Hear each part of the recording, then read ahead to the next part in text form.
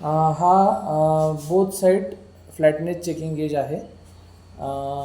याच्याने आपल्याला bearing washer ह्या सर्व प्रकारच्या ॲक्सेसरीज चेक करता येतात. एक NRB बेरिंगचं वॉशर आहे. याचा आपल्याला बोथ साईड फ्लॅटनेस चेक करायचा आहे. त्याच्यासाठी आपण हा गेज इंट्रोड्यूस केलेला आहे. ह्या गेजमध्ये आपण बॉटम फ्लॅटनेस चेक करण्यासाठी हा डायल पॉईंट यूज करतो.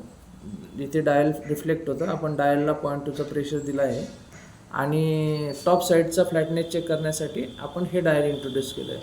तर याच्यामध्ये इथे आपण पॉईंट टूचं प्रेशर क्रिएट केलं आहे.